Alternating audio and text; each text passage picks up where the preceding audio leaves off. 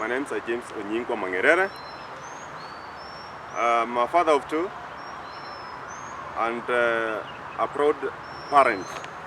I was born in the year 1985 with disability. I had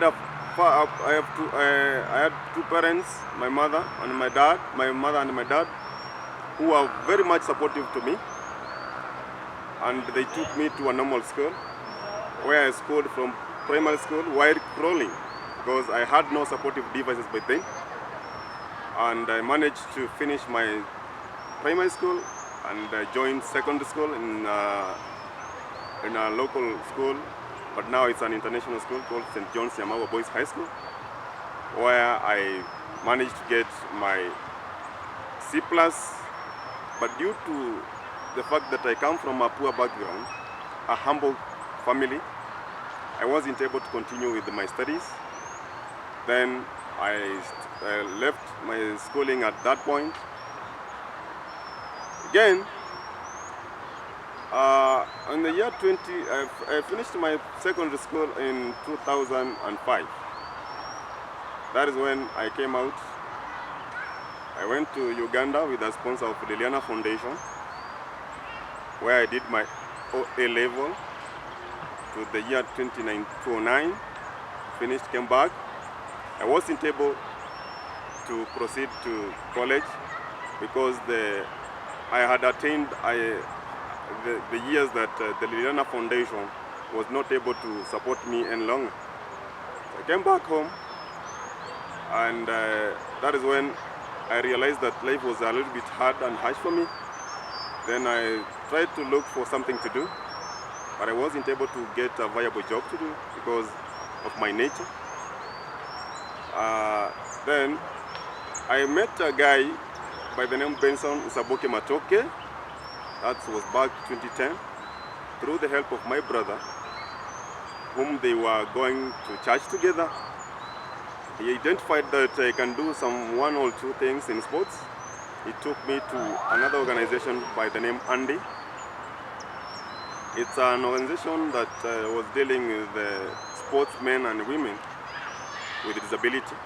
That is where I knew that I had a talent in sports, and I took it positively. Till now, my profession as I speak is sports, and that is what gives me food on my table and doing some few things here and there. Have you ever felt low esteem, maybe when you are schooling, at the workplace, maybe with people you have been interacting with that up to now? Have you ever felt that way, low esteem? Definitely, self-esteem is something key in a human nature. There before, when I was schooling, when I was a young boy, some of my friends could piss me up, as in, look at this young man, look at him, he doesn't have legs, I was cast, all these kind of things. They say maybe my family is cast, that's why I am disabled, I don't have limbs and all these kind of things. But I was a strong man.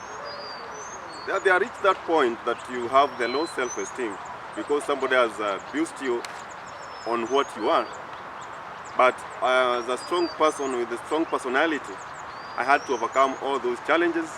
That is why I was taken to a primary school that is for people with disability in Nakuru, Njoro.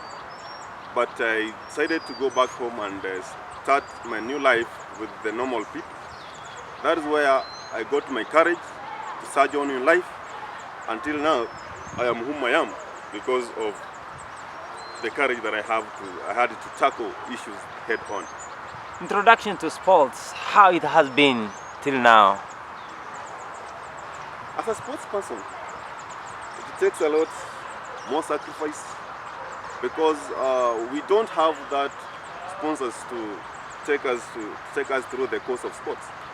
You have to endure, you have to sacrifice your time, your money, sacrifice balancing between family, because I'm a married man, I'm a father of two, and balancing between sports and family life is something hard because we lack sponsors here in Kenya. Most of the people living with disability are not really recognized by the society as people who can do much. But our government, with the support of our government, we have been encouraged that we need to build ourselves like another person. That's why we are venturing in sports.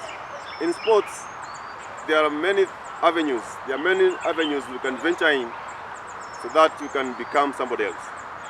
There are many challenges in sports, but then we endure and you strive to excel in your field of play.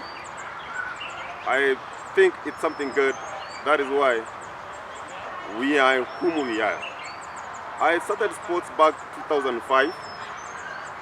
That is then when I started representing my country. Since then, I've represented my country in different levels, Grand Prix, qualifiers, World Championships, and now I'm aspiring to be one of the people who will be representing my country, proudly Kenyan, to represent my country in javelin throw in Tokyo Olympics. So I think everybody out there can come in and try to help, to come in and try to see your talent and come in and fit in any sport as a disabled person. Locally, we can press to which number in javelin throw in Kenya, that is Africa, maybe on the world. So. To start with, javelin in Africa, in Kenya, I'm the national champion. In Africa, I'm ranked number 2. In the world, I'm ranked number 7. So I'm in a very good place. In full events, you never tell the way you wake up. You can wake up and do wonders, and either there is a day you wake up with low self-esteem and all these kind of things. You are too low. You cannot attain your goal. But in javelin, in field events, I assure you, it's something that you wake up. The way you wake up is what you perform on that material day. We're having the Paralympic champions happening in Japan, Tokyo. How are you prepared? Are you doing practices? How are you prepared so far as we are speaking? And how it has been with the pandemic? How the preparation has been for this long, because we understand that it was stopped or it was pushed ahead because of the coronavirus. How are you preparing on the coming Paralympics? Tokyo is termed as Tokyo 2020, so it's not going to be done on 2020. It's supposed to be done on 2021 because of the pandemic that had to strike hard on the year 2020 when the event was supposed to be to go on. We had to stop everything. The sports activities were halted since the lockdown. The president had to put a curfew on everything, and we were denied all facilities, accessibility to all sporting facilities. And due to the pandemic also, the World Paralympic Organization Committee, that is the IPC, so it was good because of the pandemic to postpone it to this year. Due to the resumption of sports, we have been given the first priority as sportsmen and women to be in the local training camps so that we can excel in sports, since we were idols for the last 2 years, that we were not actively participating in any active sports activity due to the pandemic. But now we have resumed our trainings. We are based at Utalii Hotel. That's where we reside. Then we are transported to Kasarani National Stadium, International Stadium. That's where we do our practice and trying to sharpen on areas that we are weak on, so that when come August this year, we will do wonders and we will make our Kenya proud. More especially these people living with disabilities in the locals, they have not realized their talents. Maybe what can you urge them? And also there is this negligence. Others are hiding the people with disabilities, children. Your message you can give them. It's quite unfortunate that in this era, some parents back at the villages, they hide their children because they have disability. We have, when we have gone into these villages, some of the villages in my background home there, we have enlightened the parents on what they're supposed to do when it comes to children living with disability. You never know what a child can be in future.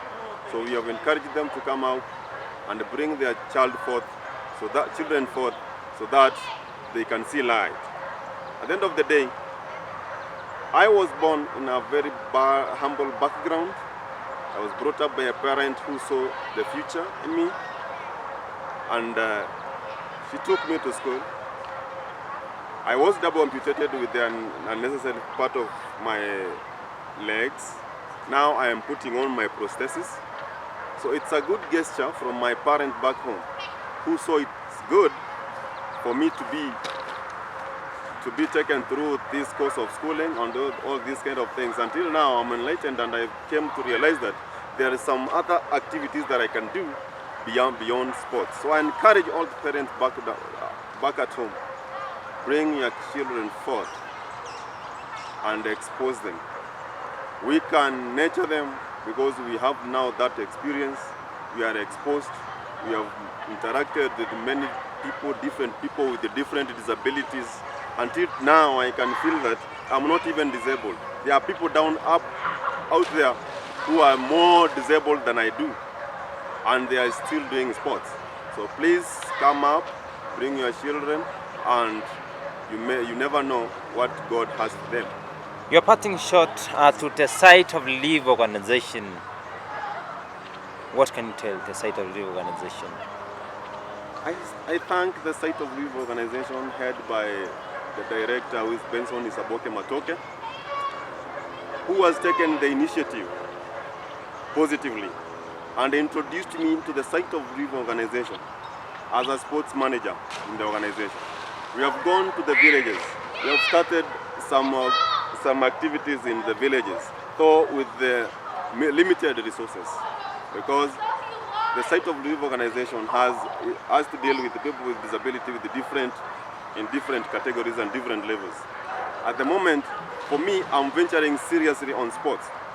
So I'm urging all the people outside there who are well-wishers on all these organizations, come in and support the Sight for Live organization, so that we can go down there and identify talents in these people living with disability who are neglected down there, so that they can come up and they bring glory to our country, as I do at the moment. I'm proud of myself, and I say I'm one of the champions.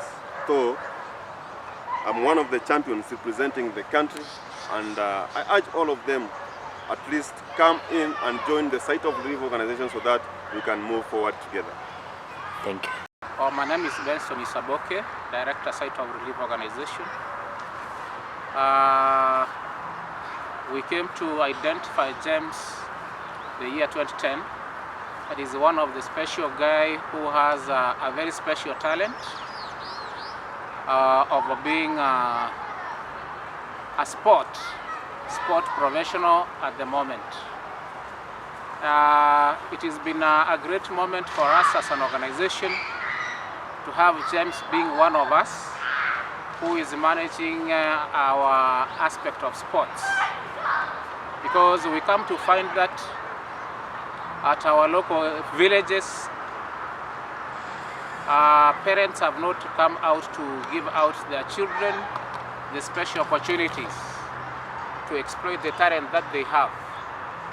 So we are appealing to our parents at our villages. We have a plan working around with James, who is now an international sport professional, so that we can be able to come and identify those talents. We have that program where we've started engaging the community levels to identify such children in the community. So we are proud, and James, we are giving a lot of support that he needs. Mwaso at this time is preparing to go to represent the country in Olympics. So we give him a hand of applause so that he can be able to give the best to the country. People at our communities, we are planning well for you, and soon we will be able to reach on you. I know there are a lot of calls that are coming in from all the quarters about how they will reach on us so that we can be able to introduce them to sports.